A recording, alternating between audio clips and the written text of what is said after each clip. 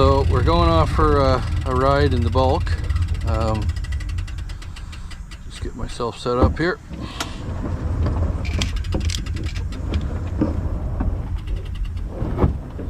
So I did 104K with it yesterday. Second time I've done that. And it worked out pretty good. It's I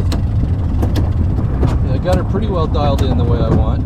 Not completely, but it's up there. And it took a while, so because I'm 187 centimeters, about 96 kilos, which puts me at the sort of upper limit for size for this bike. But yeah, I like it a lot. It's very rigid. When I first got it, I was a little bit disappointed. The gearing wasn't quite right for me, and you know, so I upgraded it. I put an Efneo in it, which was a 3-speed planetary gear. I've got a couple of videos on how I did the conversion, and I put it an 1150 cassette. Originally, it came with 44 tooth chain rings for the small ring, and a 60. And that was just not good enough, because with that much of a spread as well on the 1040, is first of all, low gear was not anywhere near low enough for me, and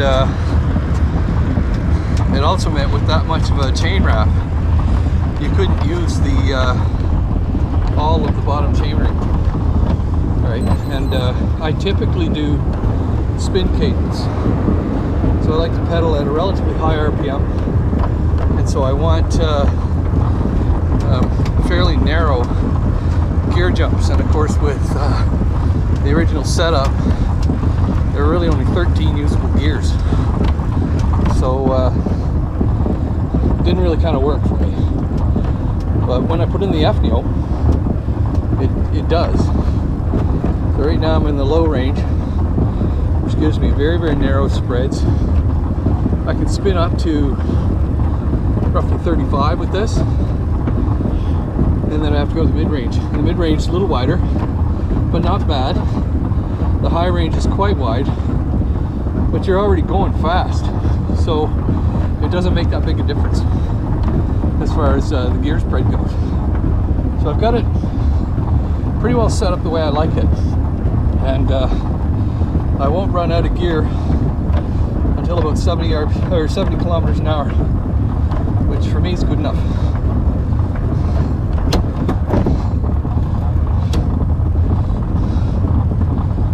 So we'll put her in mid-range now, and head off.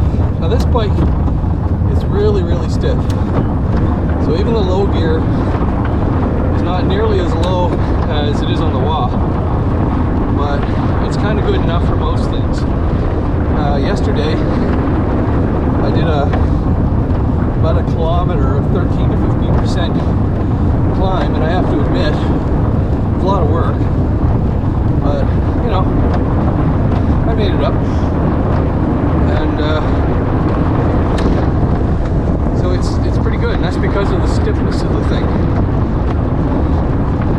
So there are a lot of people that complain about it in the fact that it does not have, it's not easy to maintain this bike because it's not a lot of accessibility on it. The hatches are relatively small. But that's why it can go like it does. You know, here we are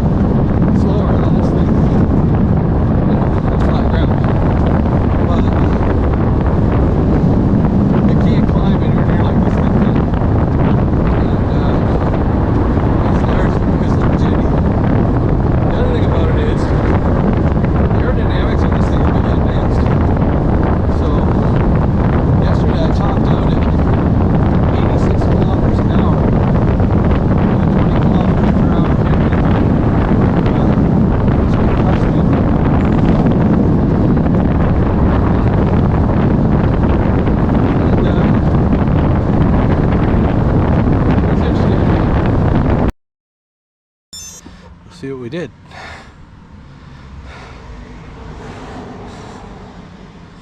Okay, so it says I'm doing all right as far as aerobics go.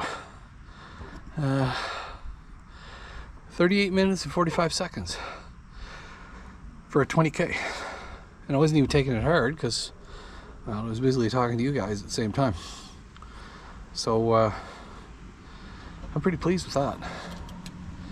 Pretty pleased. So, as you can see, like same thing as when I reviewed the WA, I decided to take the bike for a ride.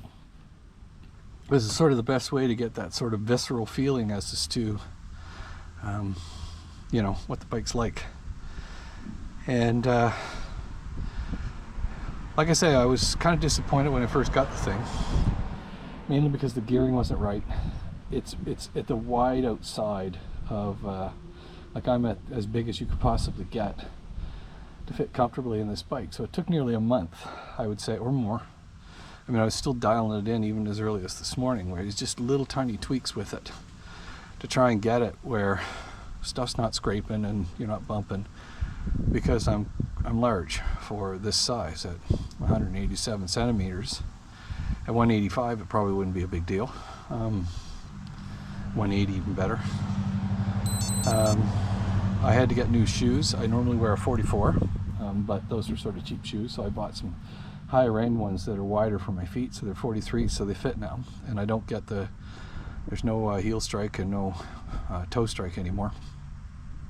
And I originally had 155 millimeter cranks, and I got 152s with the Efneo, and they made all the difference in the world. So the Efneo was a really good upgrade, just for so many reasons. So it gives me a much higher top end than I had, and means I can use all 30 gears. And for my type of riding, it's kind of necessary, where the gearing from the factory wasn't quite like that. So, but overall, it was little issues like that that disappointed me more than anything. But this bike it's a performance-oriented bike. It's meant to go fast. So although Buelk advertises it as a practical form of transportation, and it is, it can store a fair bit of gear. But when you look at it, the cross-sectional area is very low, and it's clearly built for speed, right? It looks an awful lot like the Milans, and which is what it was derived from. But the big thing that is so noticeable about it, and I don't have a lot to compare other than the WA, is how rigid it is. But my trikes are all aluminum chassis, so they're not rigid, and you lose a lot of efficiency in transferring power to the road. And same thing with the WA. So putting down, 200 watts climbing a hill in the WA is a lot of work. Putting down 250 in this thing, climbing a hill, not so much. There are, obviously, it is somewhat, it's still hard work. I mean, 200 watts is 200 watts, especially when you're my age. But it's just a much easier bike to do that with. It's clearly performance oriented. And yeah, no other way to put it. It's clearly performance oriented. And it feels it. It's a beautiful looking thing. The lines, a lot of people look at it and think, yeah, it's kind of bumpy. And that's because they don't understand aerodynamics, they don't understand engineering. When I see it from an engineer's eye, I see a thing of beauty. It's just practically finished. And even with the open hood like this, and it's got a huge manhole, so it's easy to get in and out of. But even with this open hood like that, it's faster than anything that I've ever ridden before. And I can't fit the race hood on, so I've ordered the larger one from Buelk. I'm hoping that'll work better. And so when you want all-out speed, I think the race hood will be the ticket. Because you won't have the drag of the airflow falling in here. But even then, it's pretty efficient, right? So overall, I love this bike. I really do. I love the WA too, but for different reasons, and I use them for very different reasons. So the WA would be my bike of choice still to go out in the back and beyond, because for brakes I can fix it. With this thing, not so much.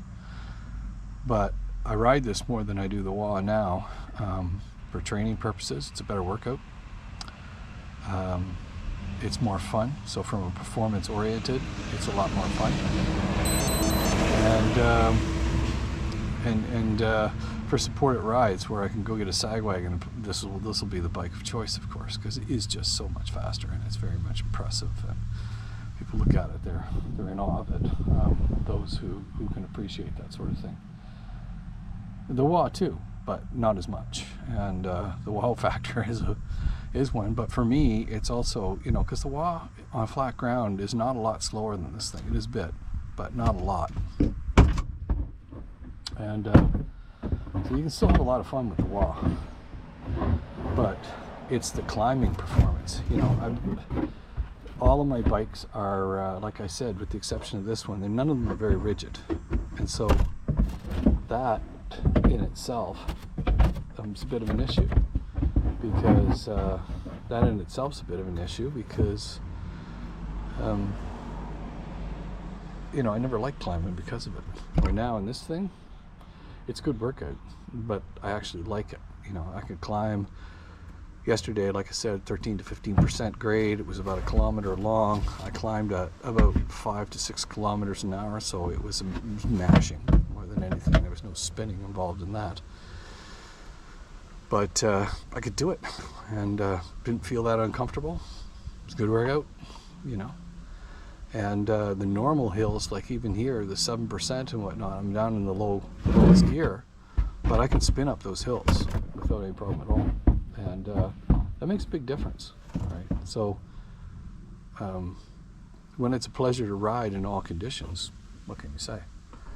It still doesn't have the gear spread that I would want. Like the wah has 13 to 307 gear inches, and this thing is around 24 to about 190, roughly. With the Efneo, it was originally 163. And 163, I mean, when you figure a race bike is 125, 163 is still a lot of gear. But for the dynamics of this shell, it's not enough, right? Because the bike can go faster. And at 163 gear inches, someone like me who spins, you know, I like 75 to 85. I'd run out of gear at about 62, 63 kilometers an hour, roughly. And I can pedal that fast on flat ground in a lot of cases if there's no wind. So I was running out of gear before even going down hills, for God's sake. And with the Efneo, not so much, because I can get up to about 70 with normal cadence, and I can run around 75, a little higher, if I'm going downhill, and can maintain a much higher cadence. But I don't have to put out a lot of wattage. So, you know, all in all, fantastic bike. Highly recommend it, you know. But yeah, I'm certainly glad I got it. If you like the content of this video, please hit a like or leave me some comments so I know it's important to you and I keep making videos that you want to see. And if you like my channel, then hit subscribe.